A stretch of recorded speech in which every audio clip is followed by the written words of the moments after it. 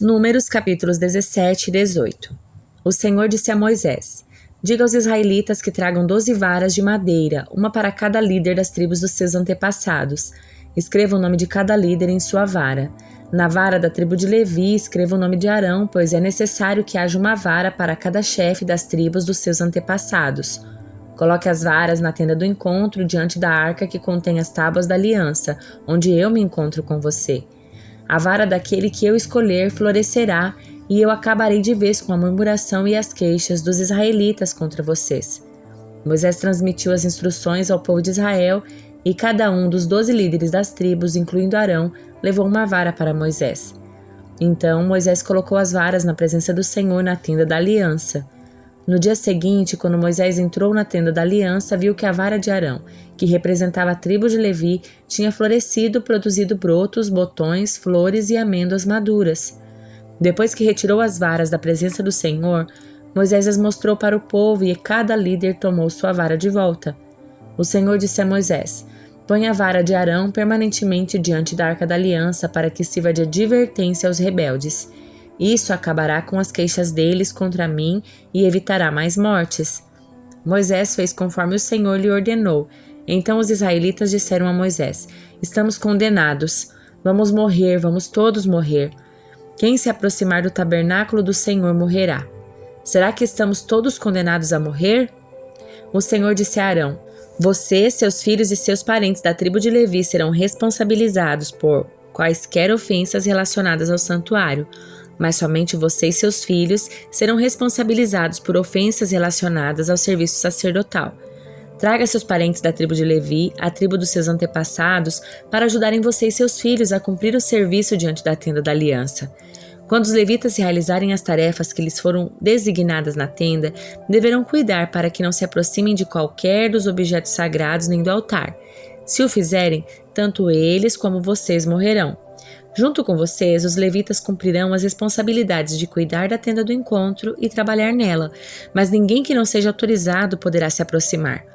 Vocês se encarregarão pessoalmente do serviço no santuário e no altar, para que a minha ira não se volte e não se acenda contra o povo de Israel. Eu mesmo escolhi dentre todos os israelitas seus parentes, os levitas, como presente para vocês, consagrados ao Senhor para o serviço na tenda do encontro. Mas você e seus filhos, os sacerdotes, devem se encarregar pessoalmente de todo o serviço sacerdotal relacionado ao altar e ao que está por trás da cortina interna. Eu lhes dou o serviço sacerdotal como um presente. Qualquer pessoa não autorizada que se aproximar do santuário será morta. O Senhor disse ainda a Arão: eu mesmo encarreguei de todas as ofertas sagradas que os israelitas trazem a mim. Dou todas essas ofertas consagradas a você e seus filhos como sua porção permanente. A parte das ofertas santíssimas que não é queimada no fogo é reservada para vocês. Essa porção de todas as ofertas santíssimas trazidas a mim, tanto das ofertas de cereal como das ofertas pelo pecado e das ofertas pela culpa, é santíssima e pertence a você e a seus filhos. Comam-na como oferta santíssima. Todos os sacerdotes a comerão e a considerarão santíssima. Todas as ofertas sagradas e ofertas movidas que os israelitas apresentarem a mim, movendo-as para o alto diante do altar, também pertencerão a vocês. Eu as dou a vocês e a seus filhos e filhas como sua porção permanente. Qualquer membro da sua família que estiver cerimonialmente puro comerá dessas ofertas. Também dou a vocês as primeiras ofertas das colheitas que o povo apresentará ao Senhor, o melhor do azeite, do vinho novo e dos cereais. Todas as primeiras colheitas da terra que o povo apresentará ao Senhor pertencem a vocês. Qualquer membro da sua família que estiver cerimonialmente puro comerá desses alimentos. Tudo que em Israel for consagrado para o Senhor também pertence a vocês. O primeiro filho de cada família e a primeira cria de cada animal oferecidos ao Senhor serão seus, mas o primeiro filho e a primeira cria de animais cerimonialmente impuros serão sempre resgatados. Vocês deverão resgatá-los quando eles tiverem 1 mês de idade.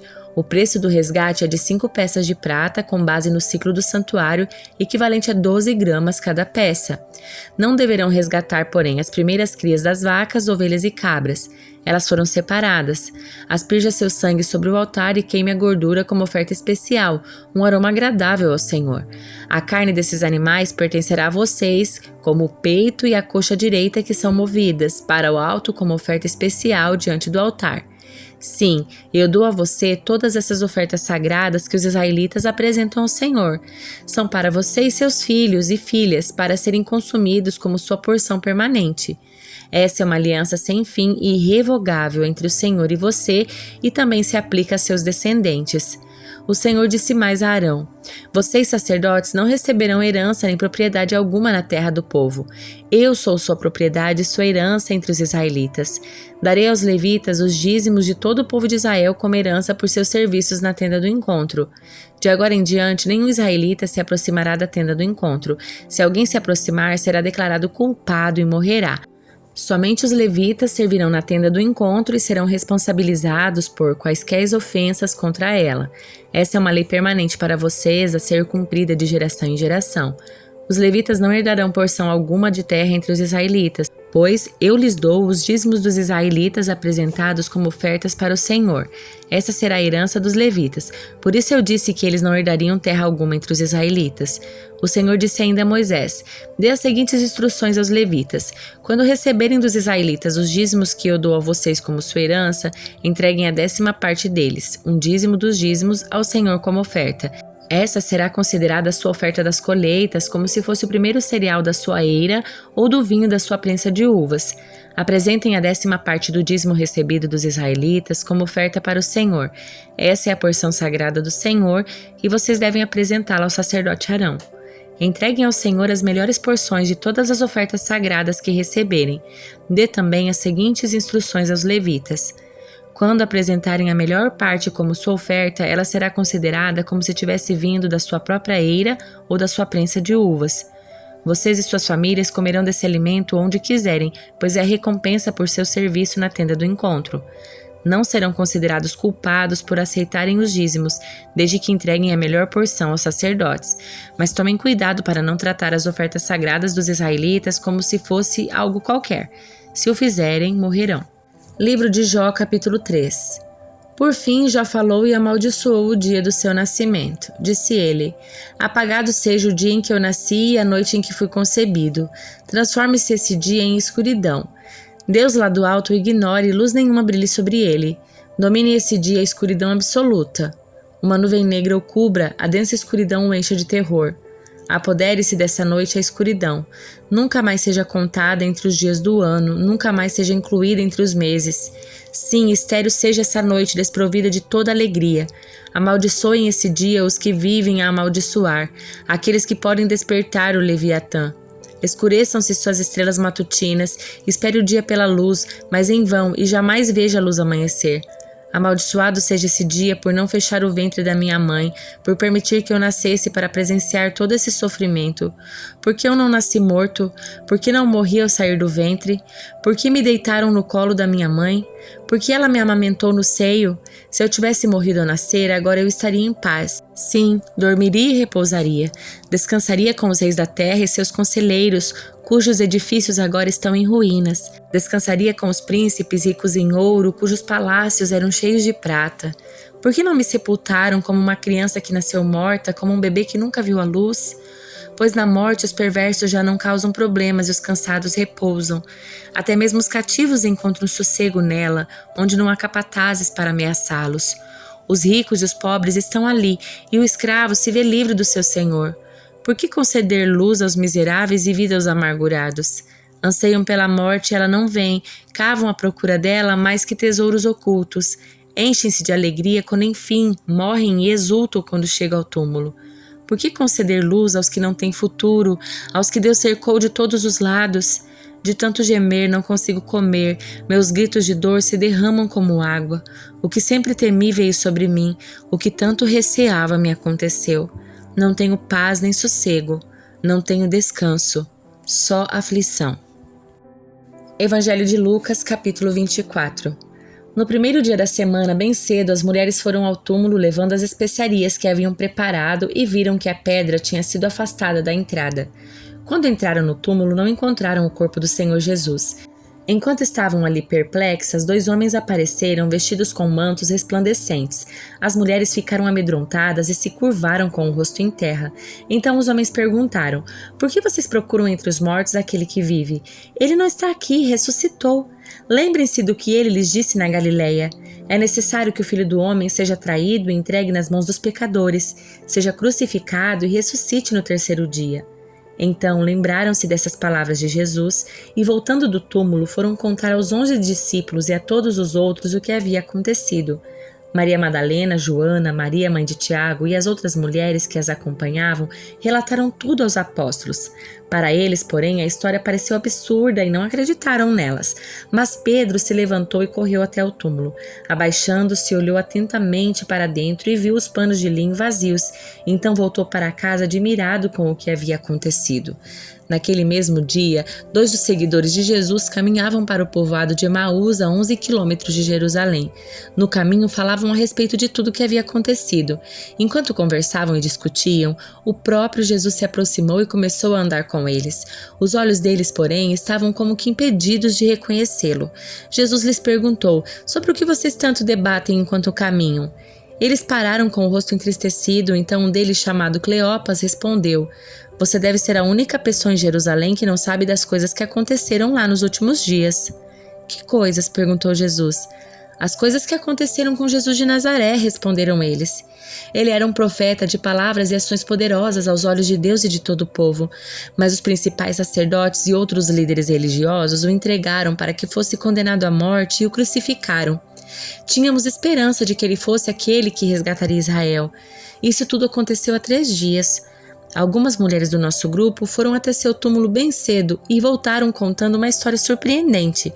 Disseram que o corpo havia sumido e que viram anjos que lhe disseram que Jesus está vivo.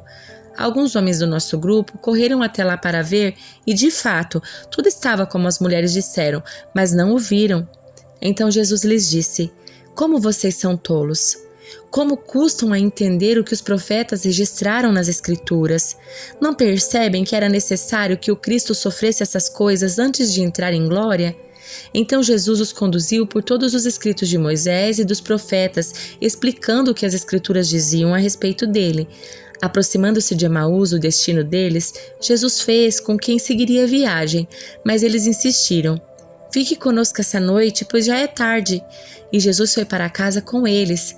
Quando estavam à mesa, ele tomou o pão e o abençoou. Depois partiu-o e deu-lhes. Então os olhos deles foram abertos e o reconheceram. Nesse momento ele desapareceu.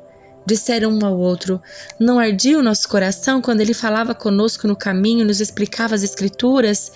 E na mesma hora levantaram-se e voltaram para Jerusalém. Ali encontraram os 11 discípulos e os outros que estavam reunidos com eles, que lhes disseram: é verdade que o Senhor ressuscitou, ele apareceu a Pedro. Então os 2 contaram como Jesus tinha aparecido enquanto andavam pelo caminho e como o haviam reconhecido quando ele partiu o pão. Enquanto contavam isso, o próprio Jesus apareceu entre eles e lhes disse: paz seja com vocês. Eles se assustaram e ficaram amedrontados, pensando que viram um fantasma. Por que estão perturbados? Perguntou ele. Por que seu coração está cheio de dúvida? Vejam minhas mãos e meus pés, sou eu mesmo. Toquem-me e vejam que não sou um fantasma, pois fantasmas não têm carne nem ossos e, como vocês veem, eu tenho. Enquanto falava, mostrou-lhes as mãos e os pés. Eles continuaram sem acreditar, cheios de alegria e espanto. Então Jesus perguntou: vocês têm alguma coisa para comer? Então lhe deram um pedaço de peixe assado e ele comeu diante de todos. Em seguida disse: enquanto ainda estava com vocês, eu lhes falei que devia se cumprir tudo o que a lei de Moisés, os profetas e os salmos diziam a meu respeito. Então lhes abriu a mente para que entendessem as Escrituras e disse: sim, está escrito que o Cristo haveria de sofrer, morrer e ressuscitar no terceiro dia, e que a mensagem de arrependimento para o perdão dos pecados seria proclamada com a autoridade do seu nome a todas as nações, começando por Jerusalém. Vocês são testemunhas dessas coisas. Agora envio a vocês a promessa do meu Pai, mas fiquem na cidade até que sejam revestidos do poder do céu. Depois, Jesus os levou a Betânia e, levantando as mãos para o céu, os abençoou. Enquanto ainda os abençoava, deixou-os e foi elevado ao céu. Enquanto eles o adoraram e voltaram para Jerusalém, cheio de grande alegria, e estavam sempre no templo, louvando a Deus.